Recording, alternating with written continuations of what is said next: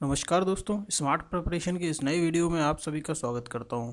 Smart preparation के इस नए वीडियो में हम जानेंगे कि बजट क्या है, बजट के क्या क्या कौन कौन से प्रकार होते हैं, बजट का महत्व और बजट की प्रक्रिया क्या होती है, बजट बनाने का आरंभ कब किया जाता है और किस विधि से ये तैयार किया जाता है। तो लेट्स स्टार्ट। फर्स्ट क्वेश्चन आता है कि बजट क्या है, व्हाट इज़ द बजट। तो बजट के बारे में अपनी अपनी राय रही है काफ़ी विद्वानों की, लेकिन एक कॉमन अगर तरीके से देखा जाए तो बजट को हम ये आसान सी भाषा में समझ सकते हैं कि सरकार की आय और व्यय का एक विवरण, यानी कि जो गवर्नमेंट की इनकम और एक्सपेंडिचर होता है उसकी एक डिटेल्स जिस प्रपत्र में एकत्रित की जाती है, जिस डॉक्यूमेंट या जिस फॉर्म में इकट्ठी की जाती है, उसे ही बजट कहते हैं। यानी कि गवर्नमेंट की इनकम एंड एक्सपेंडिचर की डिटेल्स जिस एक डॉक्यूमेंट में एकत्रित की जाती है उसको बजट कहते हैं। बजट में बजट में बजट में विगत वर्ष के आय और व्यय के अनुमानों का वार्षिक वित्तीय विवरण तथा आगामी वर्ष के आय और व्यय के अनुमानित आंकड़ों को प्रस्तुत किया जाता है।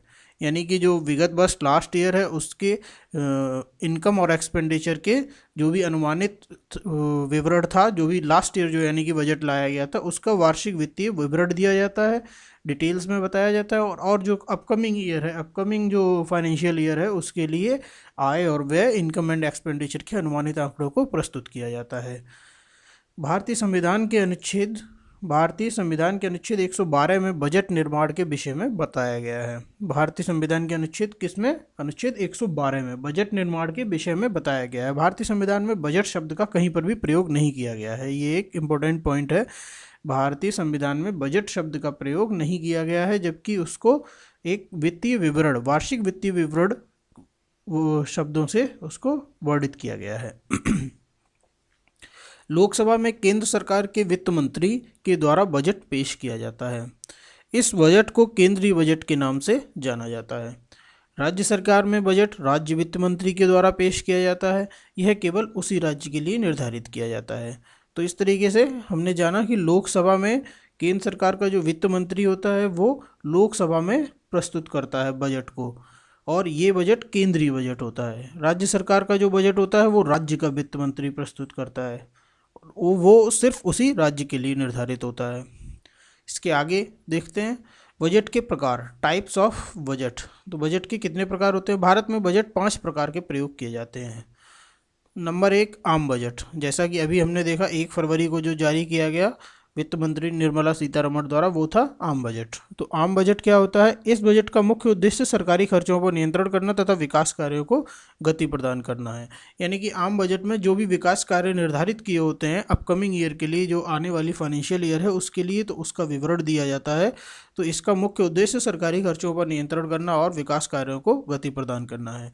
नेक्स्ट नंबर 2 आता है निष्पादन बजट, यानी कि परफॉर्मेंस बजट। तो इस बजट का मुख्य उद्देश्य सरकार जिन कार्यों को पूरा करना चाहती है उस पर आधारित होता है। इस बजट को उपलब्धि बजट या कार्यपूर्ति बजट भी कहा जाता है। ये जो परफॉर्मेंस बजट है यानी कि निष्पादन बजट जो है उसको उपलब्धि बजट या कार्यपूर्ति बजट भी कहा जाता है। यह कार्य के परिणामों के आधार पर बनाया जाता है।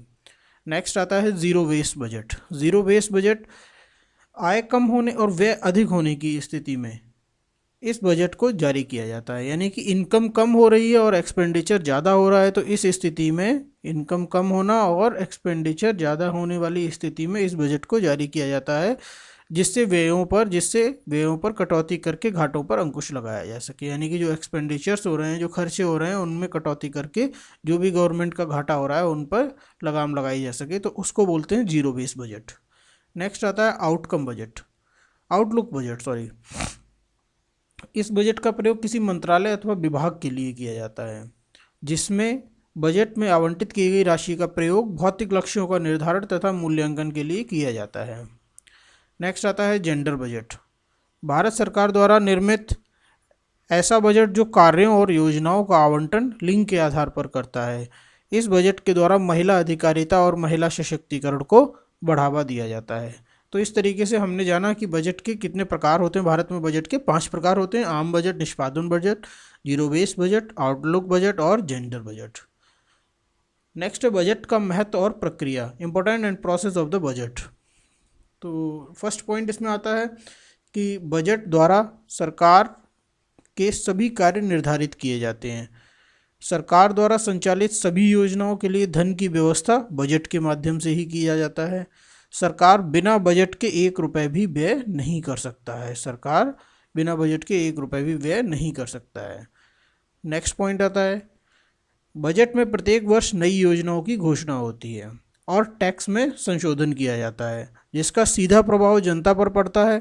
बजट में किए गए सभी प्रावधान तब तक लागू नहीं किए जा सकते जब तक कि संसद के द्वारा पास नहीं किया जाता है।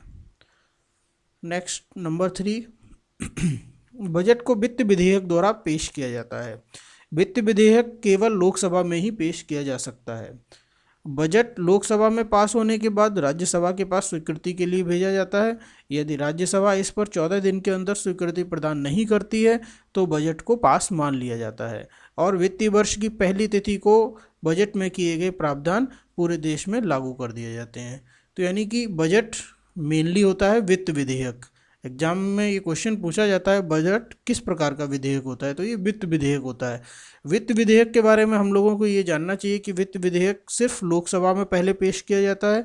लोकसभा में जब पास हो जाता है उसके बाद इसको राज्यसभा में भेजा जाता है। अन्य सभी विधेयक जो होते हैं वो पहले राज्यसभा से पास होके आते हैं, फिर लोकसभा में उनकी स्वीकृति ली जाती है। लेकिन वित्त विधेयक जो होता है उसको पहले लोकसभा में करके फिर राज्यसभा के पास स्वीकृति के लिए भेज देते हैं। ये ओनली फॉर फॉर्मेलिटी होता है एक तरीके से, और राज्यसभा अगर इसको 14 दिन के अंदर स्वीकार नहीं करती है तो ये अपने आप ही पास मान लिया जाता है।